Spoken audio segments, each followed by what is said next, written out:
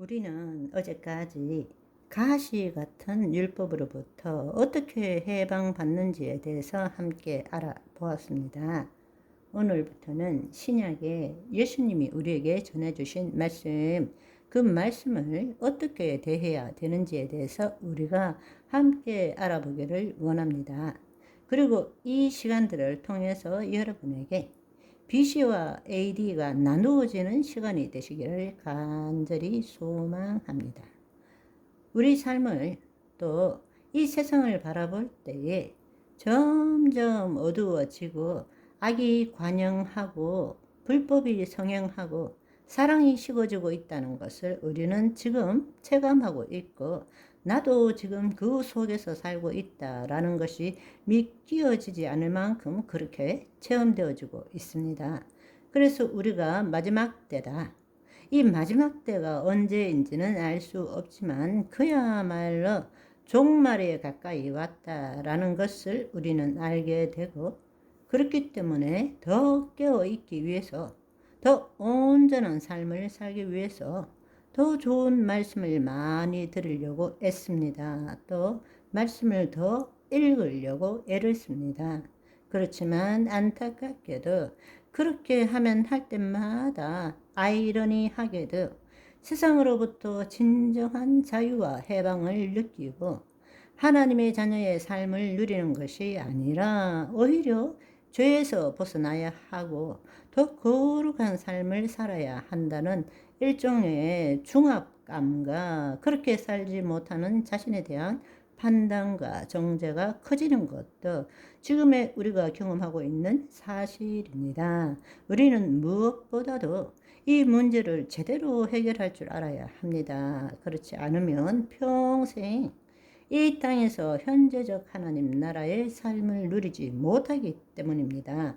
우리가 정말로 언제까지 이런 삶을 살아야 하는가?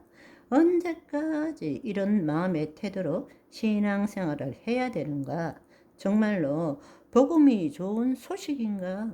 정말 은혜가 있기는 한가? 우리는 자신에게 메스를 들고 물어볼 줄 알아야 합니다.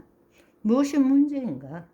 우리에게 말씀을 읽는다면 그 말씀이 나를 판단하고 정죄하는 것도 있지만, 이 세상에 누구도 줄 수 없는 오직 성령 안에 있는 의와 평강과 희락을 누린다고 말씀하셨는데, 우리는 그렇게 되려고 애쓸 뿐이지 그것을 한 번도 경험하지 못하며 언젠가는 그것을 경험할 것이라는 그러한 미래적인 소망만 가지고 오늘도 내일도 우리는 신앙생활을 하고 또 열심히 일하고 있다라는 것입니다.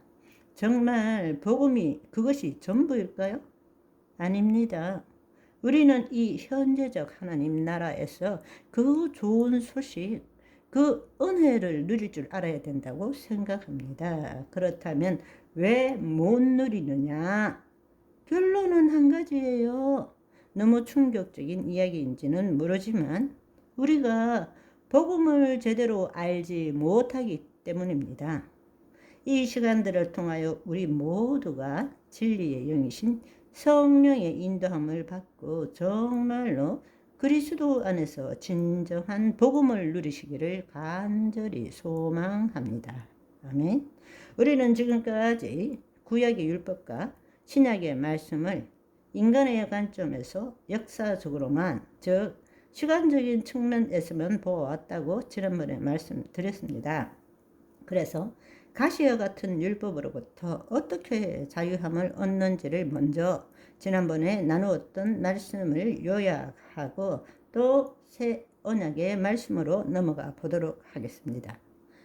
구약의 율법은 이스라엘 백성에게 주어진 언약이고, 신약의 말씀은 예수 그리스도를 믿는 자에게 주어진 언약이라고만 단순히 생각해 왔습니다. 그러나 언약이라는 것은 하나님 나라의 관점에서 보지 못하면 그 진정한 의미를 제대로 깨달을 수 없습니다. 하나님 나라 관점에서의 언약은 하나님께서 창조하신 자녀들을 타락한 천상의 존재로부터 보호하고 다시 하나님의 자녀로 회복시켜서 본래 하나님이 계획하신 대로 이 땅에서 주의 뜻을 이루도록 하기 위해서 인간과 맺은 것이, 그 맺은 약속이 바로 언약이라는 것입니다. 그런 관점에서 볼 때 구약의 율법은 하나님의 생명이 없는 자기 백성들에게 하나님의 존재와 그 영광과 법이 무엇인지에 대해서, 그리고